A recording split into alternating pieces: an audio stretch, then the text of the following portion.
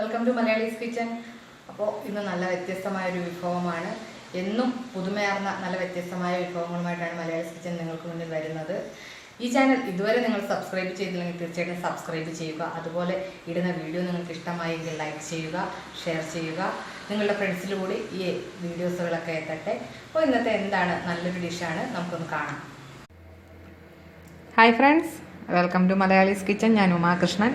ഇന്ന് നമുക്ക് ബോളി, എല്ലാവർക്കും അറിയാമായിരിക്കാം, പായസത്തിനൊക്കെ നമ്മൾ പാൽപ്പായസമൊക്കെ സദ്യക്കൊക്കെ ചെല്ലുമ്പോൾ പാൽപ്പായസത്തിൻ്റെ കൂടെ നമുക്ക് കിട്ടുന്ന ആ മഞ്ഞ ചപ്പാത്തി പോലെയൊക്കെ നമുക്ക് കിട്ടാറില്ല. കുട്ടികൾക്കൊക്കെ ഭയങ്കര ഇഷ്ടമാണ്.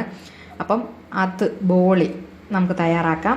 ഞാനിവിടെ 1 കപ്പ് മൈദ എടുത്തിട്ടുണ്ട്.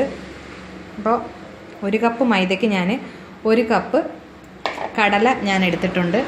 അത് ജസ്റ്റ് ഒന്ന് ഞാൻ കഴുകി വെച്ചേക്കുകയാണ്. ഇത് നമുക്കൊന്ന് 2 വിസിൽ കേൾപ്പിച്ച് കുക്കറിനകത്തിട്ട് 2 വിസിൽ കേൾപ്പിച്ച് വേവിച്ചെടുക്കണം.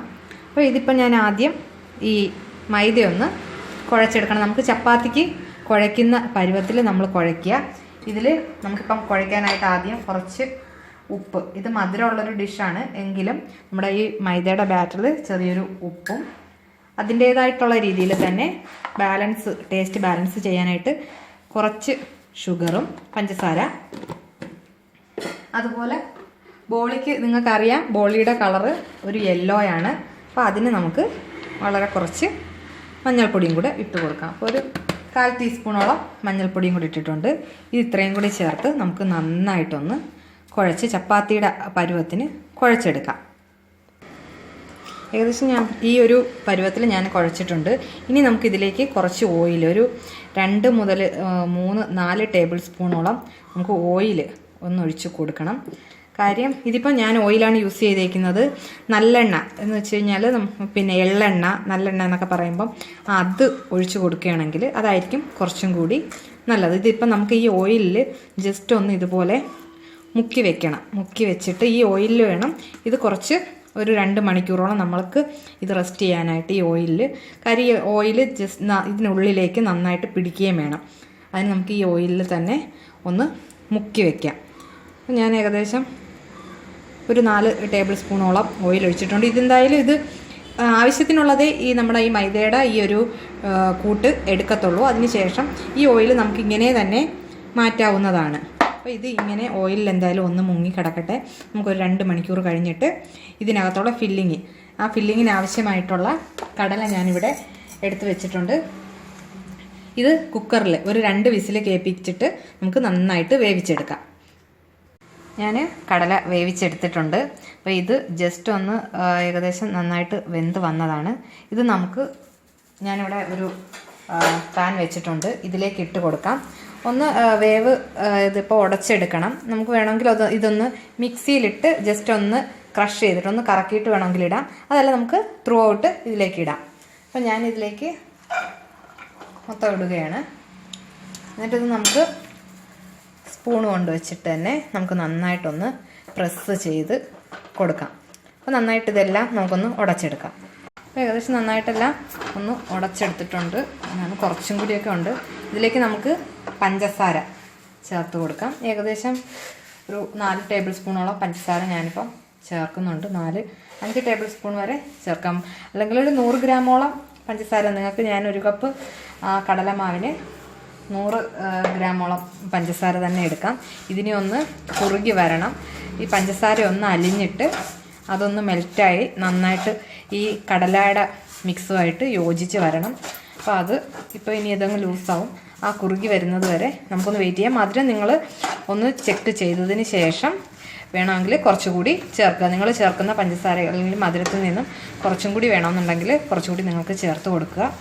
ഞാൻ കുറച്ചും കൂടി ചേർക്കണമെന്ന് തോന്നുന്നു. ഞാൻ 4 ടേബിൾ സ്പൂൺ പറഞ്ഞെങ്കിലും 6 ടേബിൾ സ്പൂണോളം ഇട്ടു. പക്ഷേ ഒരു കടലയുടെ ക്വാണ്ടിറ്റിയുടെ കൂടുതൽ കൊണ്ടാകാം ഒരു 2 ടേബിൾ സ്പൂണോളം കൂടി ചേർക്കണം എന്ന് തോന്നുന്നുണ്ട്. അപ്പോൾ എന്തായാലും ഞാൻ 2 ടേബിൾ സ്പൂൺ കൂടി ചേർക്കാം.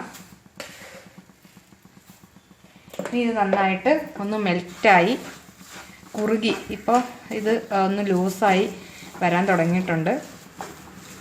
ഈ ലൂസായിട്ട് വന്ന് ഈ ഒരു കൂട്ട് ഒന്ന് കുറുകി നമുക്ക് കയ്യിൽ ബോൾസായിട്ട് ഉരുട്ടിയെടുക്കാൻ പറ്റുന്ന ഒരു പരുവത്തിൽ നമുക്ക് കുറുക്കിയെടുക്കണം. അപ്പോൾ അതുവരെ നമുക്കൊന്ന് വെയിറ്റ് ചെയ്യാം. ഇപ്പോൾ ഏകദേശം നന്നായിട്ട് കുറുകി വന്നിട്ടുണ്ട്.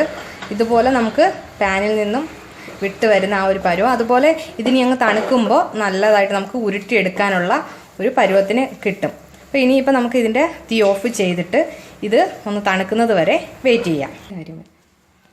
അപ്പോൾ ഇത് നമുക്ക് തണുക്കുന്നത് വരെ വെയിറ്റ് ചെയ്യാം. ആ സമയത്ത് ഞാൻ ഇതിനകത്ത് ഒഴിച്ചിരുന്ന ആ ഓയിൽ നമുക്ക് ഇനി എന്തായാലും ഈ ഓയിലിൻ്റെ ആവശ്യമില്ല. ഇത് ഓയിലിനെക്കാട്ടിലും ടേസ്റ്റ് എള്ളെണ്ണയാണ്. പക്ഷേ എള്ളെണ്ണയുടെ ടേസ്റ്റ് എല്ലാവർക്കും ഇഷ്ടമാകുമോ എന്ന് എനിക്കറിയില്ല. അതുകൊണ്ടാണ് ഞാൻ എള്ളെണ്ണ യൂസ് ചെയ്യാതെ ഓയിൽ യൂസ് ചെയ്ത്. ഓയിൽ നിങ്ങൾക്ക് പിന്നെ സൺഫ്ലവർ ഓയിലോ റിഫൈൻഡ് ഓയിലോ ഏത് വേണമെങ്കിലും യൂസ് ചെയ്യാം. അപ്പോൾ ഇതിൻ്റെ ഓയിൽ നമുക്ക് മാറ്റാം. അപ്പം അതിൽ നിന്ന് എണ്ണ ഞാൻ ഊറ്റി കളഞ്ഞിട്ടുണ്ട്. അതിനുശേഷം ഞാൻ ജസ്റ്റ് ഒന്ന് കുഴച്ചെടുത്തതാണ്. ഇത് നമുക്ക് ഇങ്ങനെ വെക്കാം. ഇതിനി പരത്തിയിട്ട് ജസ്റ്റ് ഒന്ന് പരത്തിയതിന് ശേഷം ഇതിനകത്തേക്ക് നമ്മൾ കടലയുടെ ഫില്ലിങ് വെക്കുകയാണ്. ഞാനിവിടെ കടലയുടെ അത് നമുക്ക് ചെറിയ ഓരോ ബോൾസ് ആക്കി ഉരുട്ടി എടുത്ത് വെക്കാം. എന്നിട്ട് മൈദയുടെ കൂട്ട് പരത്തി കയ്യിൽ വെച്ച് തന്നെ പരത്തി നമുക്ക് അതും അതിനകത്തേക്ക് ഈ ഓരോ ബോൾസും വെച്ച് നമുക്ക് പരത്തിയെടുക്കാം. അപ്പോൾ ഇത് നമുക്ക് രണ്ടും എന്തായാലും ഇതിലിപ്പം നമുക്ക് കടലയുടെ കൂട്ടൊന്ന് ഉരുട്ടിയെടുക്കാം. ഇപ്പോൾ ഞാൻ കടല അതിൻ്റെ കൂട്ടൊന്ന് ആറിയിട്ടുണ്ട്. ഞാൻ ഇതിൻ്റെ ചെറിയ ബോൾസ് ഉരുട്ടി മാറ്റിയിട്ടുണ്ട്. ഇനി നമുക്ക് ഈ മൈദയുടെ കൂട്ട് ഇതിപ്പം ഓയിലിൽ കിടന്നതുകൊണ്ട് തന്നെ കുറച്ച് നന്നായിട്ട് നമുക്ക് പരത്തിയെടുക്കാനും ഒക്കെ ആയിട്ട് മാവ് നല്ല മയമായിട്ടുണ്ട്. ഇത് നമുക്ക് കയ്യിൽ വെച്ചിട്ട് ജസ്റ്റ് ഒന്ന് നന്നായിട്ട് കൈകൊണ്ട് തന്നെ ഒന്ന് പരത്തി വലുതാക്കുക. ഇതിനുള്ളിലേക്ക് നമ്മൾ ഈ കടലമാവിൻ്റെ ആ ഒരു ബോള് ജസ്റ്റ് ഫില്ല് ചെയ്യുക. ഇതുകൊണ്ട് നമുക്ക് ഇതൊന്ന് മൂടിക്കൊടുക്കാം.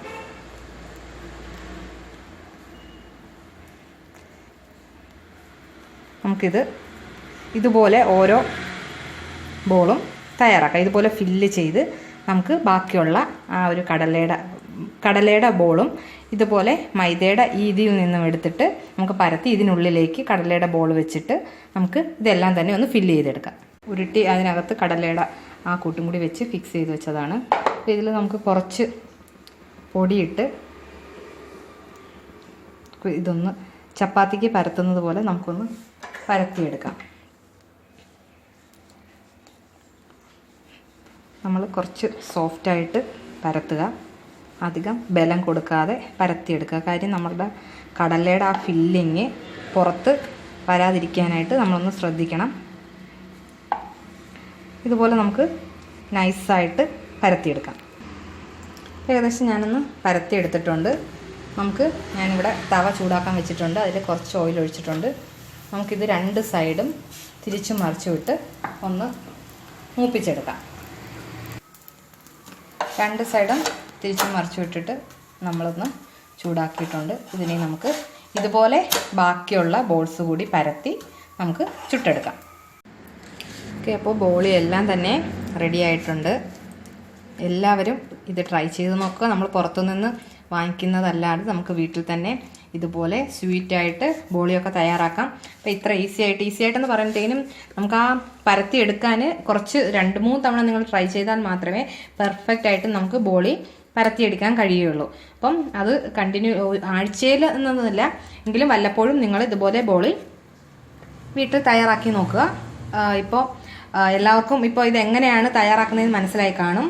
അപ്പോൾ എല്ലാവരും ഈ ചാനൽ ഇതുവരെ സബ്സ്ക്രൈബ് ചെയ്യാത്തവരുണ്ടെങ്കിൽ തീർച്ചയായിട്ടും സബ്സ്ക്രൈബ് ചെയ്യുക. അപ്പം ഇത്രയും നല്ലൊരു സ്വീറ്റ് ഡിഷ് നിങ്ങൾക്ക് മുന്നിൽ കൊണ്ടുവരാൻ സാധിച്ചതിൽ വളരെയേറെ സന്തോഷമുണ്ട്. അപ്പോൾ എല്ലാവരും ഇത് ട്രൈ ചെയ്ത് നോക്കുക. Thank you. അപ്പോൾ ഇന്ന് നമ്മുടെ വിഭവം കണ്ടുപോകണമല്ലോ. തീർച്ചയായിട്ടും നിങ്ങൾ ഇതുപോലെ ഇഷ്ടമായി ഉണ്ടാക്കാൻ ശ്രമിക്കുക. അതുപോലെ നിങ്ങളുടെ കൂട്ടുകാർക്ക് കാണാനായി ഈ ചാനൽ ഷെയർ ചെയ്യാൻ മറക്കരുത്, സബ്സ്ക്രൈബ് ചെയ്യാൻ മറക്കരുത്. ഇതുപോലുള്ള നല്ല ഡിഷസുമായി നമുക്ക് വീണ്ടും വരാം. എല്ലാവർക്കും ഒരിക്കൽ കൂടി നന്ദി.